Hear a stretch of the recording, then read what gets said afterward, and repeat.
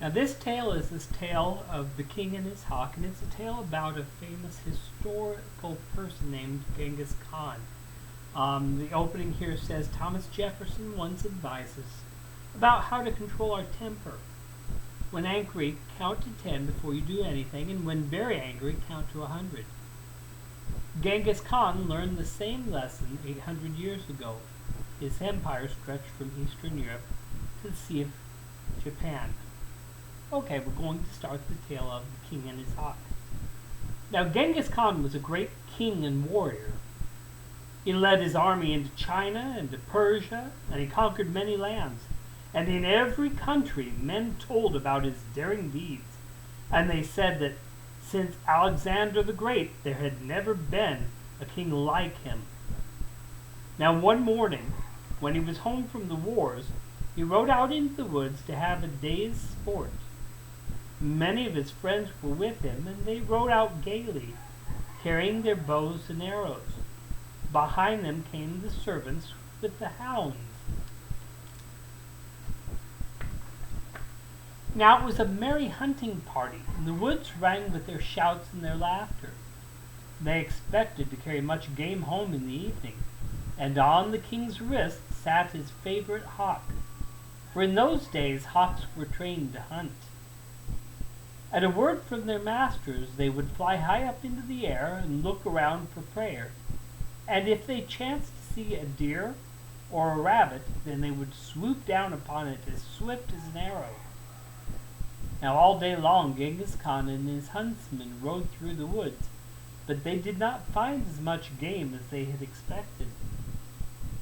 Now toward the evening they started for home, and the king had often ridden through the woods, and he knew all the paths. So while the rest of the party took to the nearest way, he went by a longer road through a valley between two great mountains.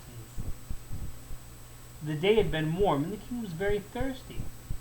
His pet hawk had left his wrist and flown away. It would be sure to find its way home. And now the king rode slowly along. He had once seen a spring of clear water near his pathway. If he could only find it now. But the hot days of summer had dried up all of the mountain brooks.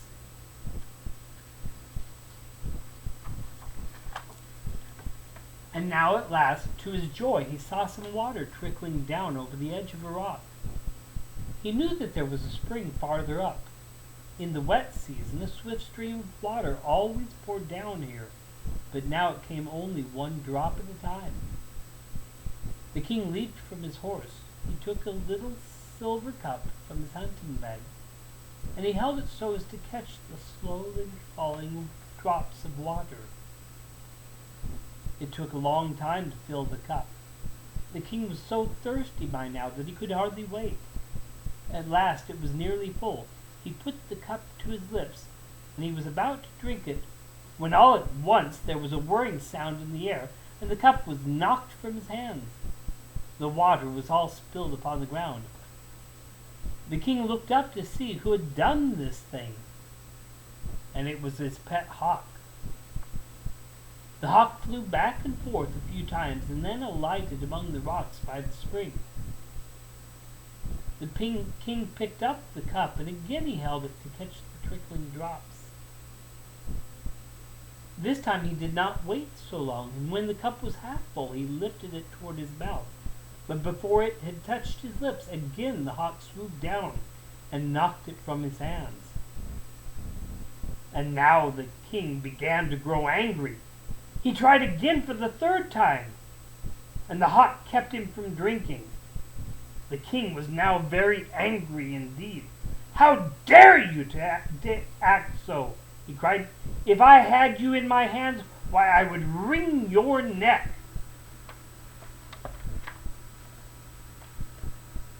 Then he filled the cup again, but before he tried to drink, the king drew his sword.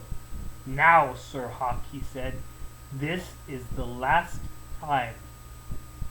He had hardly spoken before the hawk swooped down and knocked the cup from his hand again, but the king was looking for this, and with a quick sweep of his sword, he struck the bird as it passed. In the next moment, the poor hawk lay bleeding there and dying at his master's feet. "And that is what you get for your pains," said Genghis Khan.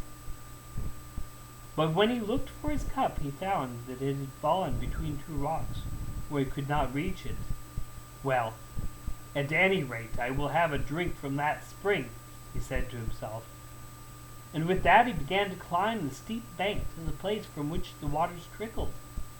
It was hard work, and the higher he climbed, the thirstier he became. At last he reached the place, and there indeed was a pool of water. But what was that lying in the pool, and almost filling it? Why, it was a huge, dead snake of the most poisonous kind.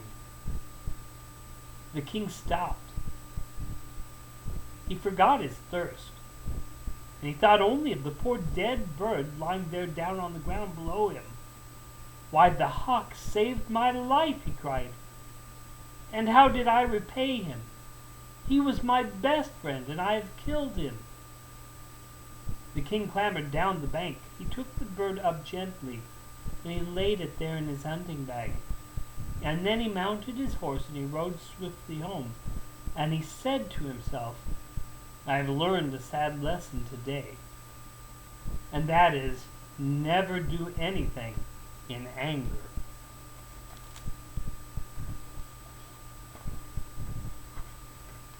And that is the end of the story of the King and his Hawk.